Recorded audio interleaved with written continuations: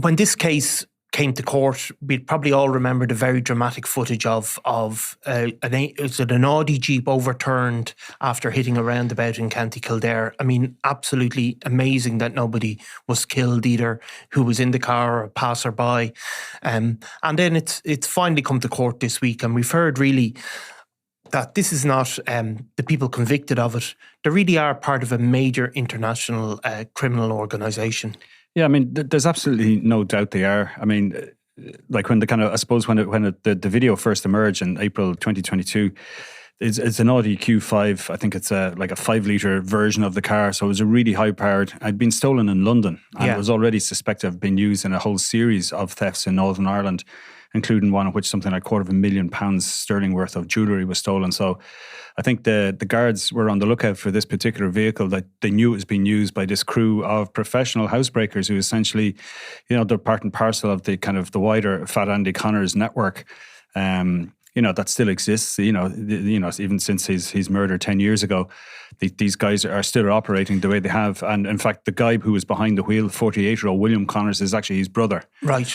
So we heard some of the facts earlier this year. So what happened this week is that they were sentenced, and there was William Connors, and then one of his sons, Larry, and then 2 nephews, Michael Connors and Larry O'Reilly. So they all got healthy sentences. Let's put it that way. Yeah, and kind of the common charge between them all was conspiracy to burgle, which was what applied to the 3 guys. They were essentially passengers in the car; they weren't driving. So William Connors, I suppose, faced more serious charges, in like there was endangerment and dangerous driving, as well as the conspiracy, and all of this was supported by the stuff that they found in the car. Which was masks and implements for housebreaking. Yeah, I mean they found like fuel canisters, screwdrivers, bottles of bleach, a torch, snoods, which are they're kind of things that go up your face. And we heard like William was actually wearing one while he was driving this car. Like there's people who like they drove from. They drove from County Meath. They were actually spotted in the middle of a break-in. There was actually a neighbour rang the guards and saying these guys were wearing goggles that made them look like bumblebees. What's that now? As in like for the Transformer bumblebee? Well, I'm not sure exactly, but they were wearing some kind of goggles, which is obviously part of kind of the way they operate to kind of disguise themselves from CCTV. Yeah. We know that the same criminal operation, we know that they're all forensically aware that, not necessarily in this case, but there have been cases where they've also been caught with bottles of bleach, where they're kind of trying to get rid of any kind of evidence they might leave behind. And it was from there, this pursuit kicked off. They rammed a Gardai car, a regular patrol car. It was a Hyundai. They rammed that and took off at high speed. But there were, I think, it was the organised... It was the Garda Organised Crime Bureau were able to get in on it, and there was a helicopter put up in the air, and they were tracked. And this footage we saw in court, and again it shows you how like they were driving down, say, canal paths, where there was people out walking, and they didn't really slow down, know, and there's people kind of were totally unaware that this vehicle was coming at high speed behind them and was zipping by.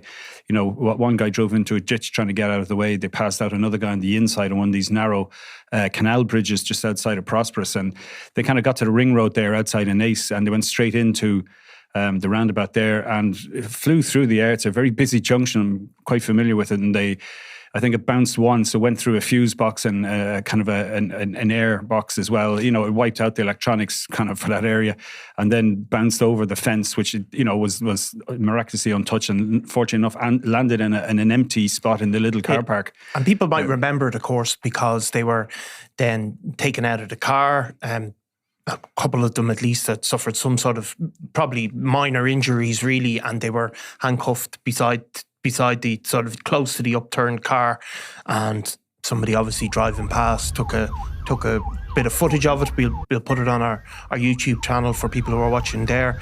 I mean, it went viral, I suppose.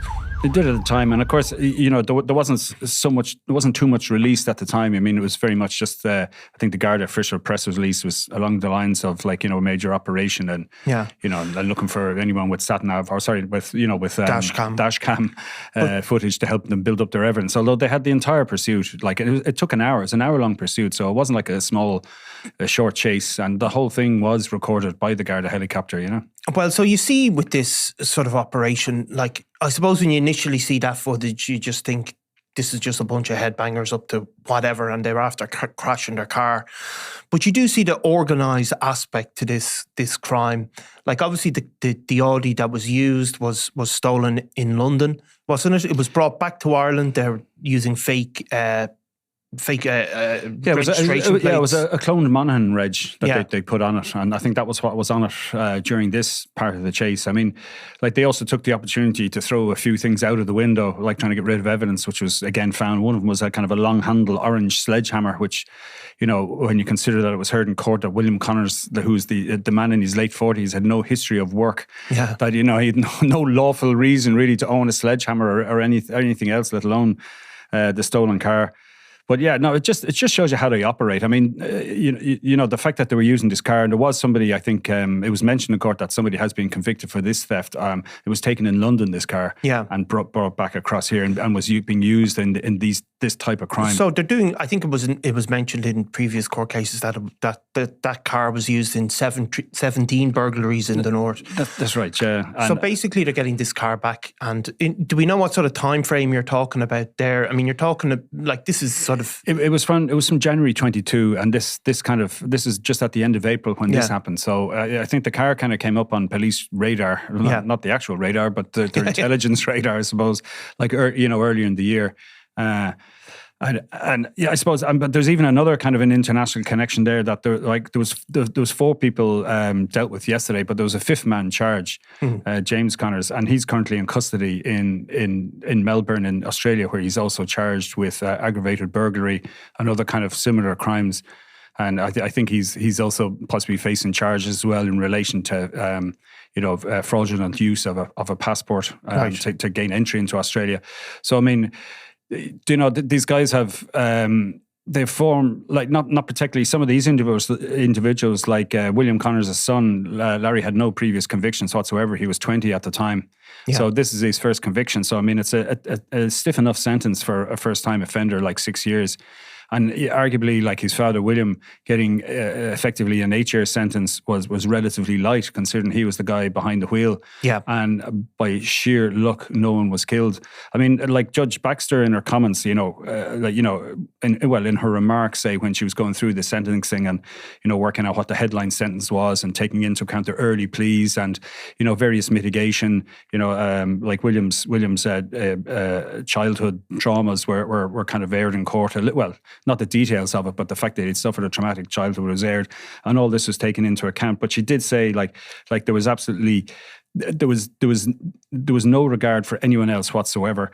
And these guys, they knew they were being pursued by guards, and there were so many people, as the way she put it, were put at risk. And even, I suppose, even kind of the legalistic way, it kind of sounded a bit funny. I was trying not to smile too broadly in the court, but she pointed out that, you know, the car wasn't lawfully brought to a stop. You know, it was basically stopped because he drove straight into a brick roundabout and nearly killed himself and his son and nephews. And so how do they work out who to target, Eamon, with these things? Is it totally that they're driving around and they randomly pick a home, or they work on intelligence, or they have a sort of contact, you might say? Because a lot of it is targeting probably more elderly people, is it? Yeah, there is, without a doubt, they often act on intelligence. Their own people are kind of saying, look, there's a good touch here or whatever, and they may or may not get a share of whatever proceeds. Like, we know that, you know, I suppose a first cousin of these guys, Fat Andy's son, was caught in Jonathan Sluicy, was the kind of his new name that he was using. And they were caught in Northumberland and, north of England, and they were using trackers. They were putting them on the cars belonging to restaurant owners and then finding out where they lived and then breaking into their houses, knowing that these people had, you know, a cash business and were going to have a bit of cash somewhere. There's a lot of Chinese takeaways, wasn't it? That's right, yeah. So, I mean, obviously, people who were trying to, you know, keep a bit of cash out of the hands of the taxman were instead getting it collected by the Fat Andy crew. So, I mean, but there's a mixture of things. I mean, this one, I mean, in fairness to Judge Baxter, again, she mentioned, like, you know, this is a case where neighbours were looking out for each other, and there'd been 2 kind of attempts. They were seen kind of pulling into one driveway and kind of casing the house and moving off, and then had broken into this as an elderly lady's home. I think it was about 10 to 6 or 10 to 7. And, fortunately she wasn't at home, because you can imagine like the terrifying experience that would have been for a lady of, she was of advanced years. I can't remember the exact age now. Yeah. But, she was of very advanced years, but she happened to be away. So at least she was spared the trauma. But like they were spotted in the fields, like, as, with the weird description of the bumblebee glasses. Yeah. And that started the pursuit. And luckily no one was killed in that pursuit. And they were apprehended. I mean, it was, I'd say, inches away in some cases. Look, like when you saw the video, it was absolutely inches away. Like, there was people that just taking an evening walk along a canal path, and next minute this Audi Q5 shoots by. Like, they hit speeds of 160k. And of course, they could have ended up killing themselves as well, which is, again, we know is not unheard of in these burglary getaways, not to get into other cases. I suppose the link to Australia there is interesting, because it does kind of connect with a story that you did last weekend for us in the Sunday World. Yeah, about other people that linked to Fat Andy Connors. Of course, Fat Andy Connors was he was always described as the head of a burglary gang operating out of South Dublin. He became very wealthy. I think amongst his own contemporaries, he was called Rich Andy Connors, was he? Yeah, and that's what's still up on the gravestone down in Gorey. It's exactly. Rich Andy, but they seem to enjoy that. The Fat Andy, I think, is inscribed in stone as well. Yeah, so it's how he's known, I guess. It's how he's known, and ultimately, obviously, Fat Andy was shot dead in front of his family. Very brutal way to go in front of his kids and his wife, and who did that is still a matter. It's never been solved, an unsolved crime. But that link with Fat Andy and this other crew operating in Australia, which does seem to be a sort of a focus for these burglary gangs as well, was highlighted in the story you wrote. Yeah, so this was about Patrick O'Brien and his wife and his son and his wife. Yeah, and they were targeted. It was a criminal assets bureau hearing, and it was settled. So we did actually get some details then later about the case. So it as part of the kind of, I suppose, the criminality evidence, it was mentioned, Patrick O'Brien didn't have a lot of convictions, but they said that didn't really reflect his true extent. And it went on to list all the different people he'd been stopped with, most of whom were members of that Fat Andy network. Yeah. And I suppose is when he was in around 2018, he bought a piece of land in Rockmichael, in Shankill, I suppose, South County Dublin. It was a site for 325,000. So that kind of sparked the interest of a local criminal assets bureau profiler based in one of the local stations. And his wife Margaret had previously been part of the Pale Miley gang when they were targeted by CAB. And there was a lot of money taken from her bank accounts at that time. So she was named in those proceedings, and she was named in these ones as well. Yeah. And their son Timmy O'Brien and his wife Joanne O'Connors were named. And then while another son, Martin O'Brien, he wasn't a CAB target, but he was also mentioned in the evidence as being up to his eyes in criminality. And I suppose to get to the point is that this 325,000 then, so the CAB went after to see, right, where did this come from? And they discovered the various accounts that were being used. And it was essentially coming back in dribs and drabs from Australia. Like there was kind of, lodgements, say, between 3,000 and 5,000 and 6,000 Australian dollars that were being sent back. And again, there was no history of work. This is the two sons, Timmy and Martin, were there at this stage. Yeah. And they did two stints. At one stage, Timmy was there, I think, or Martin, sorry, was there. He would have only been 17 at the time, and he was arrested again as part of a crew that the Aussie Australian police, had said had been involved in a large number of these break-ins in I think it was the Canberra area, and this time around. And he got a number of convictions in the children's court in Parramatta. And they also detail as well, interestingly enough, how they got in and out of the country. They were kind of using genuine documents that had been gotten with false information. So, right. It's like applying for, successfully applying for a passport using a fake identity. But they also did a lot of stuff where they were traveling on cousins' passports and so on. Yeah. And in one case, when they had to get out of the country, the two brothers, one of them got out on the other brother's passport, and then the other brother went to the Irish embassy to say, look, I've lost my passport, and he got an emergency document to get out of the country. Right. So, I mean, this is sort of the way to do it. And one of them, I think, is in the UK now serving time for similar offences, you know. So, I mean, they're constantly operating. And I mentioned that they're right across the board, you know, they're part and parcel really of the Fat Andy network, and that they operate in the UK, Ireland and Australia. They seem to really, you know, have a foothold there now. They seem to move between, use those borders to their advantage really, don't they, as people close in. I mean, it wasn't just the land that was targeted. There was cash, there was the usual watches, which inevitably forms part of these cases as well. Yeah, there was quite the shopping list. Like, I mean, I won't go through it all, but like, you know, there was some of the stuff you're kind of wondering, like, why would you do this if you had that kind of money? But anyway, that's just me. Yeah, I mean, like there was Montclair coats for 1,200. I think was there a Montclair Clooney jacket for 1,600 and Chanel wallet for 1,450. You know, there was a whole 2,300 for a Louis Vuitton George's bag, whatever that is. Yeah. You know, I think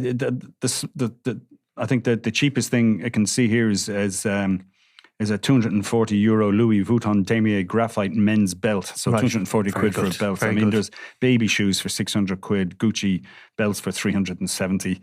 Canada Goose jackets, that looked like a cheap one actually, 400 or 540. Well, so I mean, there was just, you know, and it was a real Aladdin's cave. Yeah. And there was also, I mean, it worked out at nearly €1 million worth of Australian dollars were sent back, and this is where they figure the money went. Yeah. So there was money in accounts as well that was frozen as well. And it's not the first time. You know, I mentioned that Margaret O'Brien had been caught up in that 2010 kind of sweep by cab, and in that case, €1 million worth of assets were taken off the Pale Miley gang at that time, different members.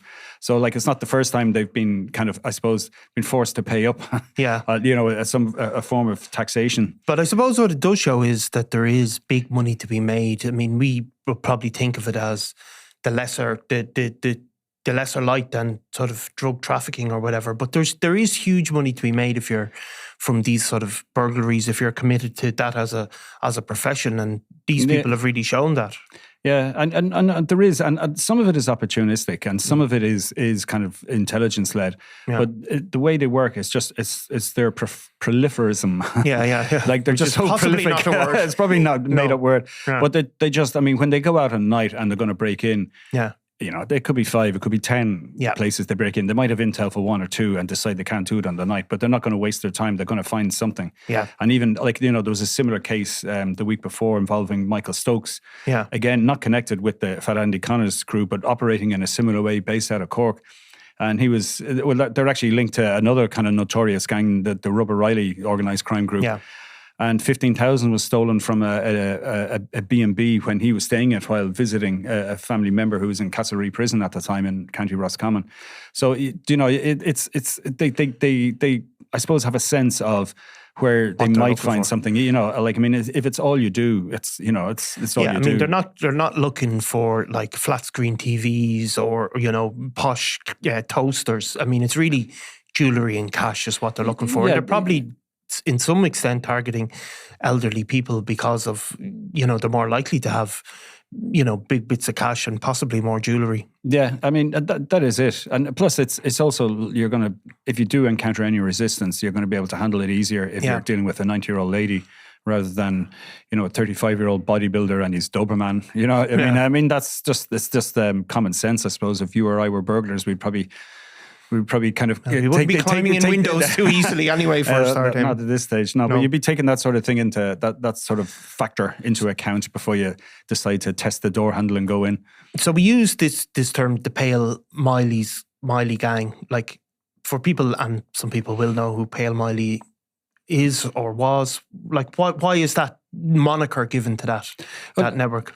That was the Pale Miley Connors, like, would have just been the kind of they were known. That was the family's nickname. Yeah. Like, and Fat Andy would have been related to them. Yeah. And of course, then you'd have another prolific burglary gang, the Cock Walls, who would be on the other side of the family. Yeah. But again, Fat Andy was connected with them. So he's related to sort of family based robbery crews on both sides of his family. Yeah. And obviously was a smart operator. I mean, not only that, but like an enthusiastic burglar himself. Yeah. You know, and as you know, as other members of his family that we know who are, you know, some of whom are before the courts, and you know, and others who have been convicted and possibly facing more charges down the line as well. I mean, they've you know, between them, I mean, we're writing about them 20 plus years. And I mean, and at one stage, you know, we were talking about the Subaru gang, you know, they're based after the fact they used to steal the Subarus at the time because they were the fastest car that could outrun the guards and probably kind of hasten the appearance of a Gardai helicopter on the scene, which I think there's 3 or 4 of them now. You know, and without a doubt, that was what was needed to combat them. They were so well organized and so committed to what they were doing. I mean, you know, just like simple things like, you know, somebody going ahead and snapping the you know, the locks on shutters so that they could drive another car through the window of a filling station to steal all the cigarettes, and which would be sold on, you know, in Dublin housing estates the following morning, like your knockdown price. But it was just, you know, you kind of think, God, it's a very high risk for a kind of low return. But if you're stealing 10 grand's worth of cigarettes 4 times in a single night and you're doing it 3 nights a week, it adds up pretty quick.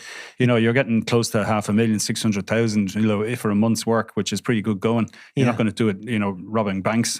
No, and I mean, it's probably, there is a rural-urban divide, I suppose, about burglaries where you speak to people living in rural Ireland and they can really feel terrorised by it because, you know, in a sense, those motorways into that part of the country were really used as a way to get in and out very quickly of these areas that probably wouldn't have experienced that type of crime on a regular basis. Maybe people in parts of the city were less likely to be targeted, even because of CCTV or just because it's a built-up area and somebody is more likely to be caught. Well, it's even the number of guards. You know, I mean, like talking to someone I was in school with who ended up in a small country station. Was saying, like, you know, if something happens in Dublin, units can come from all over the city and be there in 20 minutes. But if you're 10 miles from the divisional headquarters, like, you know, in somewhere in, you know, East Offaly or West Kildare, you could be waiting an hour before a single squad car turns up with 2 officers in it.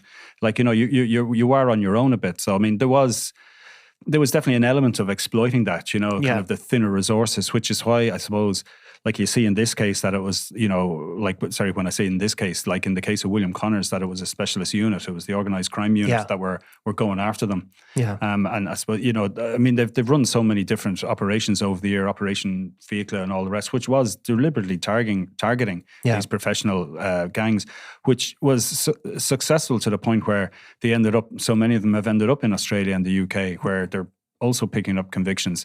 And I'm sure there's a lot of intelligence sharing going on, like between the various forces at this stage. And there's a kind of, it's hard to keep track because it just, you know, it's difficult to cover Australian courts from Dublin. But like, you know, is it about 16, 20 maybe Irish kind of burglars are facing charges over there in Melbourne and Sydney?